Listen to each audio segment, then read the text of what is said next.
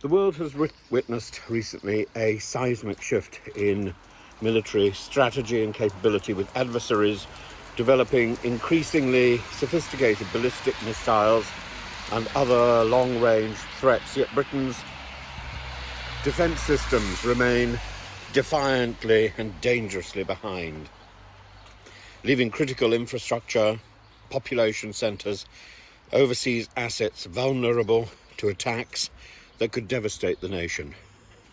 Russia's missile system in Ukraine and Iran's unprecedented October assault on Israel have illuminated the sobering reality of modern warfare. And these are not just abstract events in distant lands, but harbingers of threats that could soon face Britain.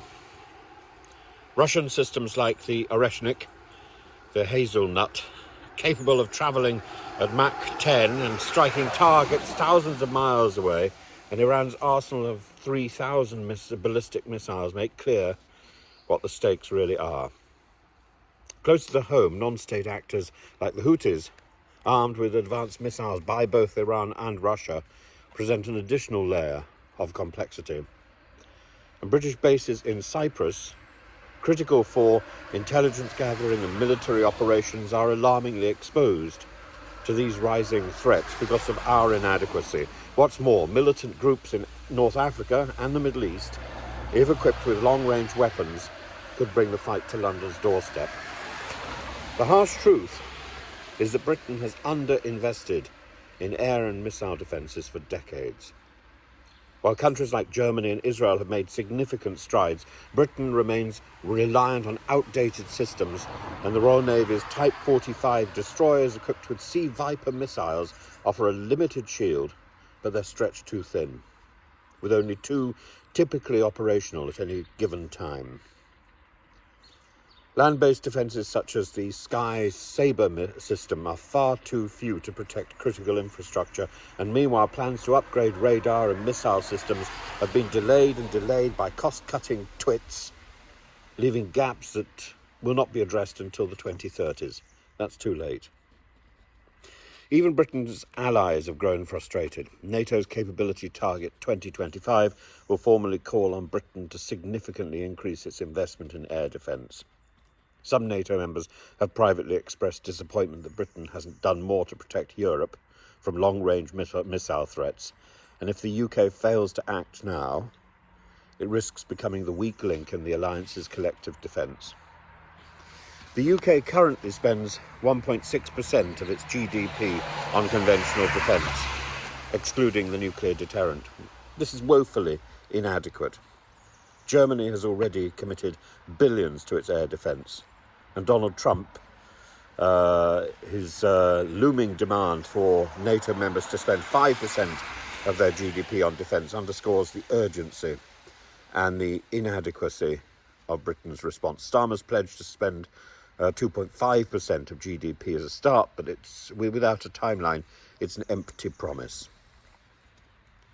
Investing in missile defences, it's not just about meeting NATO obligations, it's about ensuring the safety and the sovereignty of the UK. And it's actually more important than all this wittering on about immigration and small boats. We need a fleet renewal. We need the Type 45 destroyers must be replaced by a fleet of at least 12 Type 83 ships equipped with state-of-the-art air defence systems. Systems like the Sky Sabre and the proposed Arrow 3 should be deployed widely to protect critical national infrastructure and population centres, and delayed upgrades such as those at RAF Flyingdales must be expedited to ensure comprehensive coverage. The UK is already in peril, as military sources have already warned, and within 15 years ballistic missiles will be able to reach Britain from anywhere in the world. Ignoring this reality is not an option. The events in Ukraine and Israel have shattered the illusion that long-range missile attacks are a distant possibility. They're not. They're a probability. And Britain needs to act decisively and immediately to ensure our defence. Defence spending isn't a discretionary line item, but an existential necessity. Without robust investment in air and missile defence systems, we risk not only our national security, but our place in the global order. It's time to wake up to the dangers on our doorstep and ensure that Britain is prepared to meet them head on. This is another example, is it not, where the criticism is not to be levelled simply at one party, at the Labour Party, but also at the Conservative Party. It's levelled at the Westminster elite that have lived in a cloud cuckoo land for far too long, that have bickered and twittered about irrelevant expenses and irrelevant priorities when the real damage is already done, when people are not prepared to take the hard decisions that need to be taken and that should have been taken.